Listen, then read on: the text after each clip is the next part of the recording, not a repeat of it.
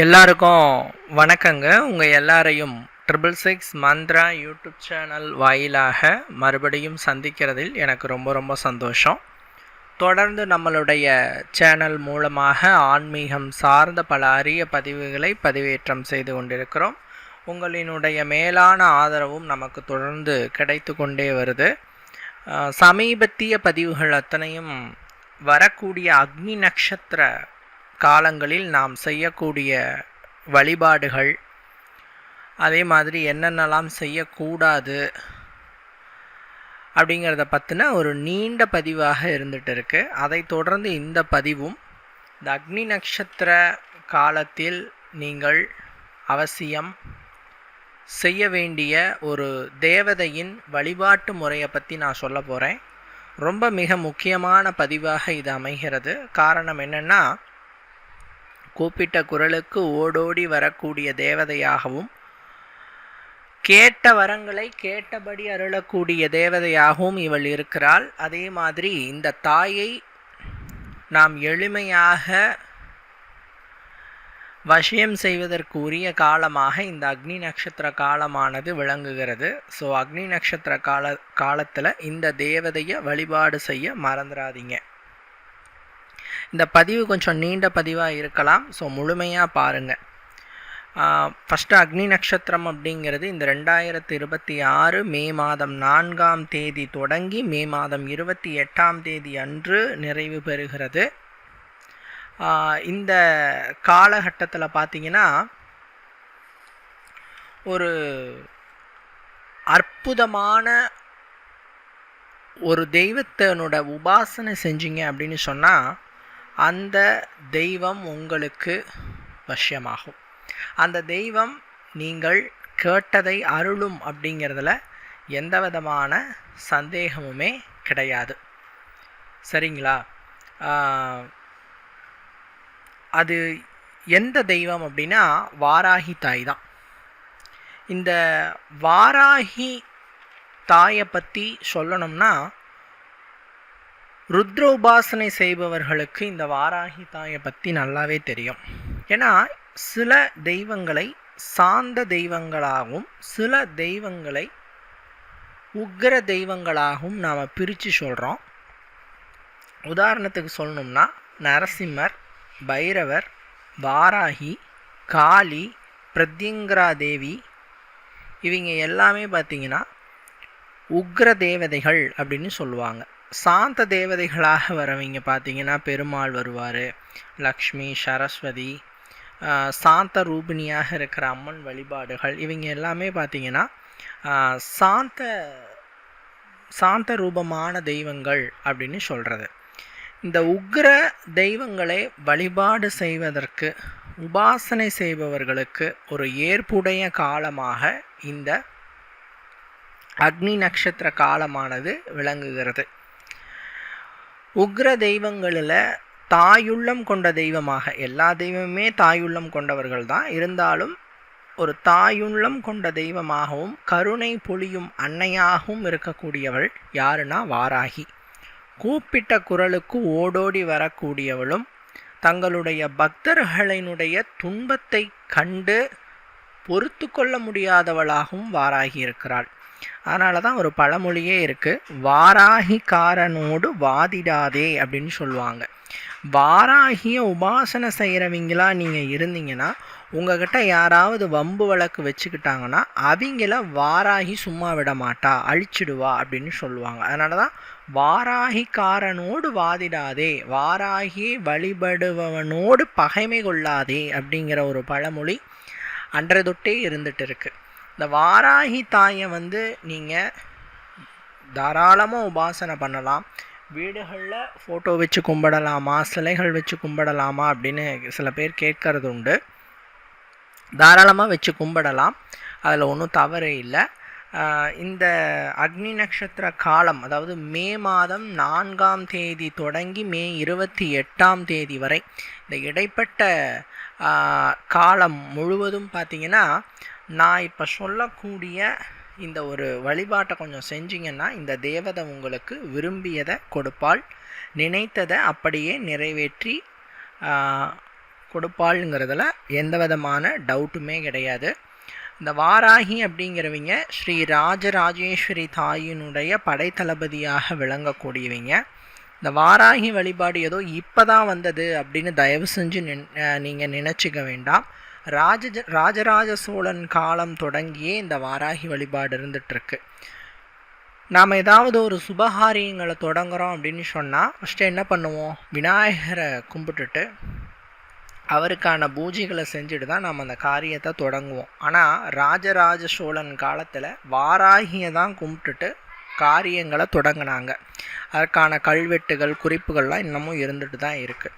இப்படி வாராகி தாயை முதன்மையாக வச்சு செய்யக்கூடிய சகலமும் வெற்றி அடையும். சரிங்களா? அதுவும் இந்த அக்னி நட்சத்திர காலத்தில் சூரியனுடைய உக்ரமாக இருக்கிற இந்த காலகட்டத்தில் உக்ர ரூபிணியாகவும் அதே நேரத்தில் தாயுள்ளம் கொண்ட தேவியாகவும் விளங்கக்கூடிய வாராகிய வீட்டில் இப்படி வழிபாடு செஞ்சிங்கன்னா உங்களுக்கு பலன்கள் அதிகமாக கிடைக்கும். நீங்கள் நார்மலாக நரசிம்மர் வழிபாடோ பைரவ வழிபாடோ காளி வழிபாடோ பிரத்யங்கரா தேவி வழிபாடோ வீடுகளில் நீங்கள் செய்திட முடியாது. நார்மலாக நம்ம காளி வழிபாடெலாம் வீடுகளில் செய்ய முடியாது. ஏன்னா அவங்களுடைய குணம் உக்ர ரூபம். என்னதான் ஒரு தாயாக இருந்தாலும் குணம் சாத்வீகமே வராது. ஆனால் வாராகி அப்படி இல்லை. அந்த தாய் அதாவது கோபத்தில் இருப்பவங்களுக்கு யார் சரி யார் தப்புன்னு தெரியாது. உதாரணத்துக்கு சொல்லணும்னா காளி தேவி கோபப்பட்டுட்டு போகும்போது அந்த தாயினுடைய கோபத்தை தணிக்கிறதுக்காக சிவபெருமானே கீழே படுத்து அந்த தாயினுடைய அந்த பாதங்களை தன்னுடைய மார்பங்களில் வாங்கிக்கிறார் சிவபெருமான். அப்புறம் தான் தாயுடைய கோபமே தனியுது. ஸோ அந்த கோபத்தை கண்ட்ரோல் பண்ண தெரியாதவங்க காளி. அவங்களுக்கு கோபம் சர்வநாசம். பட் வாராகி அப்படி இல்லை. யார்கிட்ட கோபப்படணும் யார்கிட்ட கோபப்படாதுங்கிற அந்த விஷயம் தெரிஞ்சவங்க வாராகி. ஸோ நீங்கள் தாராளமாக வாராகி வழிபாடை வீடுகளில் செய்யலாம். அதனால் இந்த வழிபாட்டை செய்கிறதுக்கு இல்லங்களில் நீங்கள் தாராளமாக பயந்துக்கு தேவையில்லை, செய்யலாம், செய்து பயனடையலாம். இந்த அக்னி நட்சத்திர காலத்தில் செய்யுங்க.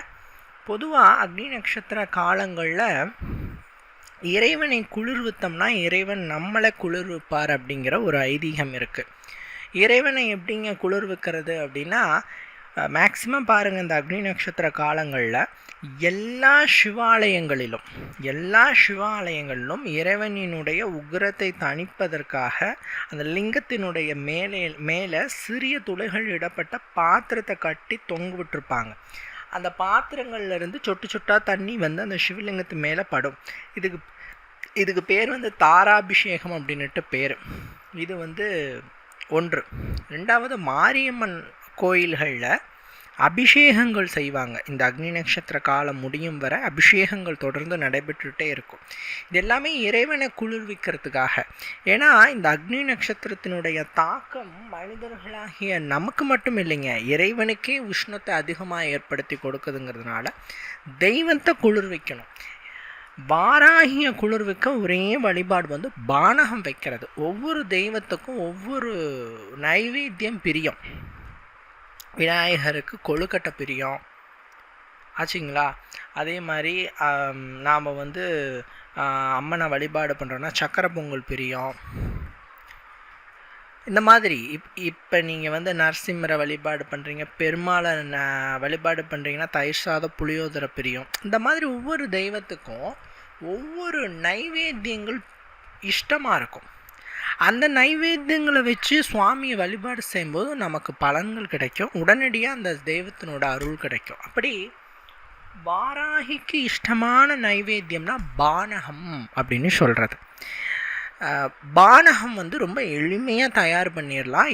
எப்படின்னு நான் சொல்கிறேன். ஒரு சொம்பு தண்ணி, ஒரு கட்டி வெல்லம், ஒரு எலுமிச்சை பழம், ஒரு 2-3 ஏலக்காய் இருந்தால் போதும். ஒரு சொம்பு தண்ணி நீங்கள் எடுத்துக்கோங்க. ஒரு எலுமிச்சங்காயை அறுத்து பிழிஞ்சு விட்டுக்கோங்க சாறு.